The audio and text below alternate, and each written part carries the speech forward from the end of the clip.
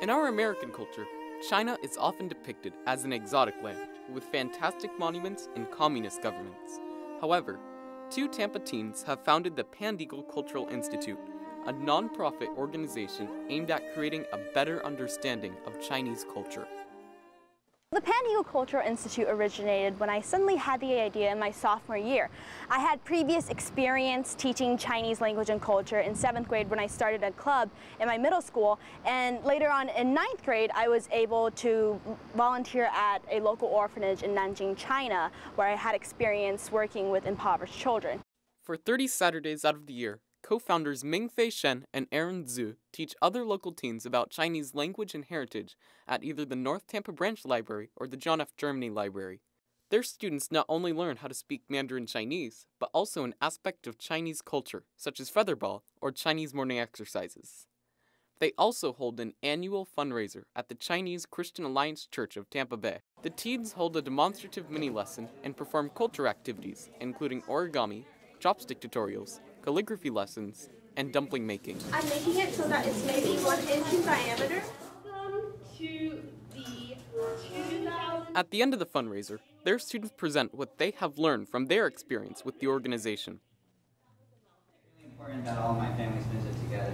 It's a cultural season of togetherness and we eat lots of food. Food? Chinese food? Count me in.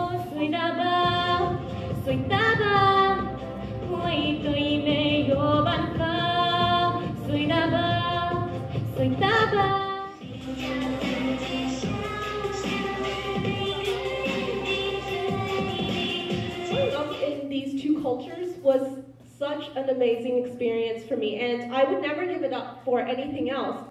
Christopher Strickland, a longtime student, spoke about his participation in the organization. It's definitely opened my eyes to the Chinese culture a lot more and how, because they spend like half the time doing over cultural stuff, and it's just a lot more experiences that you just had no idea about beforehand. Chelsea Polanco, a new student, compared her experience with the organization to an online class she took. Well, it has really introduced me to Chinese culture more so than the online class has, because online I wasn't really able to communicate. Well, I was able to communicate with my teacher, but not in person, and I can't have somebody next to me like teaching me calligraphy, and it wasn't as personal, but now I really feel a stronger connection, and I'm hoping through the next lessons that I attend, I'll really be able to grow in my learning experience. Though the most obvious objective of the organization is cultural awareness, Mingfei and Aaron have a larger goal. With the money they raise at each lesson, they make contributions to Chinese charities.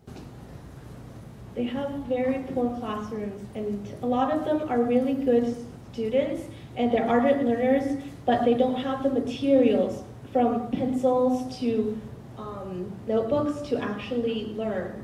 Yet Mingfei has certainly felt the effects of the Pandeagle Cultural Institute here in Tampa. One of my students, his name is Christopher, has been able to pretty much hold a simple conversation with me in Chinese, and it's really amazing to see that someone that Aaron and I taught is able to speak so well. When asked about the future, Mingfei explained that the Pandeagle Cultural Institute will move their language lessons online. But for Mingfei, the organization is more than just Saturday school. Not only am I teaching Chinese to them, but they're going out and spreading Chinese awareness throughout their homes, and maybe even teaching their parents a little bit of Chinese that they can use whenever they go to perhaps China, because Chinese is such a prevalent language in the 21st century, and it's sort of like a must-learn language because there's so many people speaking and there are so many opportunities after knowing Chinese, or even any language. And I feel like at the Pandeagle Cultural Institute, it's not only learning about the Chinese culture and language, it's not the initial mission that we had, but we're able to learn more about every other culture that our students are from. I think the number one thing that we have to look into in terms of international affairs is spreading cultural awareness, because once we spread cultural awareness, we're more understanding of other cultures and other languages, and we're better able to communicate with each other.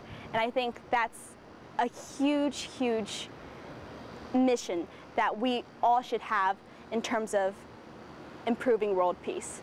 This is Kyle Johnson for From the Core.